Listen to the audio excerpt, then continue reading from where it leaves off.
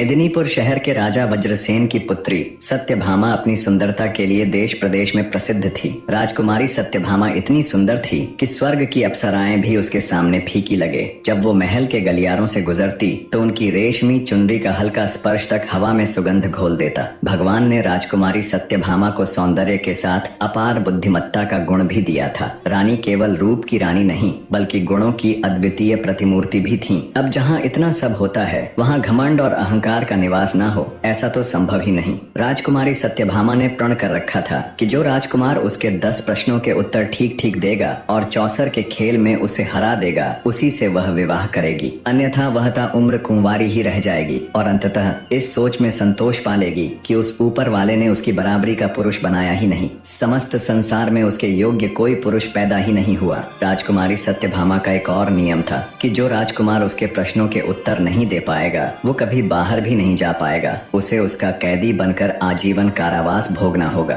वो नहीं चाहती थी कि कोई ऐरा गैरा राजकुमार सिर्फ उसकी सुंदरता को निहारने के लिए ऐसे ही मुंह उठाकर उसके समक्ष आ जाए और असफल होने पर बाहर उसकी सुंदरता का गुणगान करता फिरे। राजकुमारी सत्यभामा का मानना था जिस पुरुष ने उसे एक बार देख लिया वो या तो उसका पति होगा या फिर ताउम्र के लिए उसका कैदी। इतने सख्त नियमों के बावजूद कई राजकुमारों ने खुद को बुद्धिजीवी मानते हुए राजकुमारी की परीक्षा में भाग लिया और फलस्वरूप वे सभी उसके कैदी बनकर रह गए। पर फिर एक दिन ऐसा हुआ जो आज तक नहीं हुआ था। एक राजकुमार किसी तरह उसके कैद खाने से निकलकर भागने में सफल हो गया। वह जंगल में इधर उधर भटकने लगा और भटकते हुए बुदबुदाने लगा, हे मालिक, या तो मुझको उठा ले या राजकुमारी सत्यभामा के दर्शन करा दे। नहीं चाहिए मुझे ऐसी जिंदगी जिसमें वो न हो। राजकुमारी के विरह में वो व्याकुल होकर मारा मारा फिर रहा था। एक दिन वह चंद्रावती नामक नगर के बाहर जा पहुंचा। उसी समय राजा वीरसेन भी शिकार खेलता हुआ उधर आ निकला।